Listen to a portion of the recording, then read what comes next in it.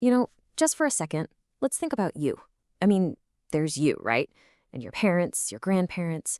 But keep going back. Go way back. Past powdered wigs, past chainmail, all the way past mammoths. And somewhere back there, you'll find an ancestor squatting in the dirt, maybe chewing on a beetle, just trying not to die before sundown. The only reason you exist is because of a completely unbroken chain of survival. But here's the crazy part. If any single person in that thousands-long chain tripped at the wrong time, got eaten by something nasty, or just didn't have kids, you wouldn't be here. Poof! Your entire existence is this unbelievably improbable victory. You're here because 1,000 people before you didn't die, when, honestly, they absolutely should have. So in this explainer, we're going to look at just how close you came over and over and over again to never being born at all.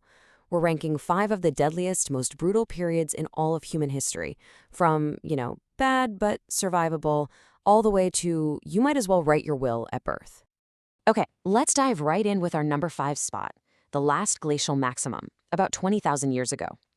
Just try to imagine a world where the idea of warm has been completely forgotten. We're talking massive ice sheets, 2 miles thick in some places, that have just swallowed entire continents. This isn't just a cold snap. It's a frozen wasteland where finding food is like chasing a myth. And just look at the difference between what it took to survive versus any hope of thriving. Your home? It's a cramped cave, or maybe a hut made of mammoth bones, and you're sharing it with 40 of your relatives, and let's be honest, you probably don't like all of them. For dinner, you're armed with a sharpened stick, and your target is a 6-ton woolly mammoth that is very, very actively trying to kill you.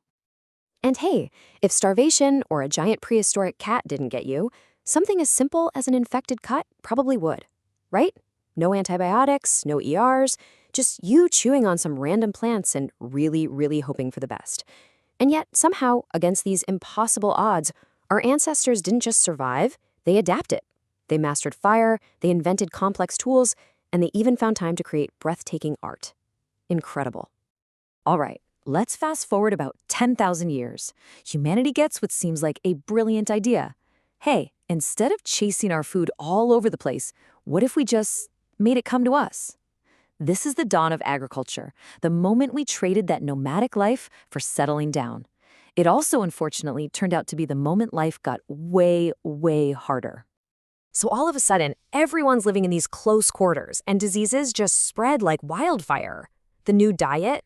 It's actually terrible. Way less protein, way more vitamin deficiencies, and our teeth are basically just rotting out of our skulls. And worst of all, this whole new lifestyle is incredibly fragile. One bad drought, one swarm of locusts, and your entire village just starves. And look, this isn't just a theory we're throwing around. The evidence is right there. Archaeologists have found the proof written directly on the bones of these early farmers. We're talking clear, undeniable signs of malnutrition, anemia, and some truly horrifying dental problems. Progress, it turns out, can have a really steep price. Okay, let's jump forward to the 13th century. If you saw a cloud of dust on the horizon, you had maybe 3 minutes to panic before your entire world was turned completely upside down. This was the age of Genghis Khan and the Mongol invasions. 10%, just let that number sink in for a second. That's the estimated percentage of the entire world's population that was killed during the Mongol conquests.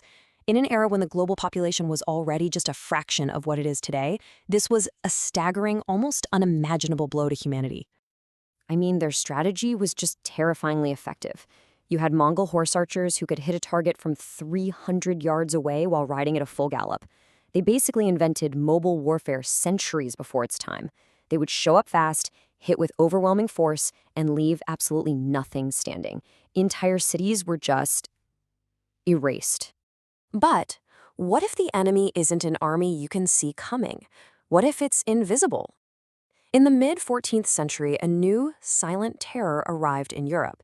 It didn't ride a horse, it didn't carry a sword, it arrived on the backs of rats and fleas, and it was called the Black Death. It's almost impossible to wrap your head around the sheer devastation here. The plague wiped out somewhere between 30 and 60% of Europe's entire population in just a few years. Think about that. More than 1 out of every 3 people you knew would just be gone. Survival was a terrifying random lottery. So this was all caused by a bacterium, Yersinia pestis. You could get it from a handshake or maybe just from breathing the same air as someone who is sick. Death was swift and it was horrible, usually within just a few days. And yeah, doctors wore those super creepy bird masks filled with flowers, which, by the way, did absolutely nothing except add to the terrifying vibe of the whole era. So that brings us to the big question. What could possibly top a biological wildfire that killed half of an entire continent? What could possibly be the absolute worst time in history to be born? Well, here it is. The number one worst time to be born was 74,000 years ago. There was no war, there was no pandemic. Instead, the planet itself tried to press the delete button on humanity when the Toba supervolcano erupted. So when Toba blew, it launched over 670 cubic miles of ash into the atmosphere. This triggered a catastrophic volcanic winter. The sun was pretty much blocked for an estimated 6 to 10 years. Global temperatures just plummeted. Plants withered, animals starved, and entire ecosystems collapsed. And here is the truly terrifying part. It's estimated that the entire human population on Earth shrank to fewer than 3,000 individuals. Not in a city, not in a country, on the entire planet. This is what scientists call a genetic bottleneck. Humanity was pushed so close to extinction that our very survival hung by the thinnest possible thread. Can you even imagine spending your entire life in a freezing, perpetual twilight, starving, with the constant fear that today might be the last day anyone on Earth ever sees the sun again? And yet, somehow, against all of those odds, a few stubborn, desperate humans, they managed to endure. They just didn't give up when everything else did.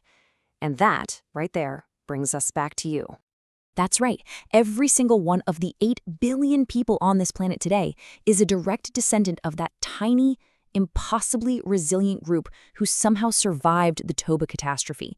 That incredible, unbreakable will to live is literally hardwired into your DNA. You exist because they survived the ice, the plagues, the famines, and the volcanoes. You're the finish line of an impossibly long and violent relay race. You are the miracle your ancestors fought mammoths for. You are the improbable result of violent coincidence and stubborn biology. So the real question is, what are you going to do with that inheritance?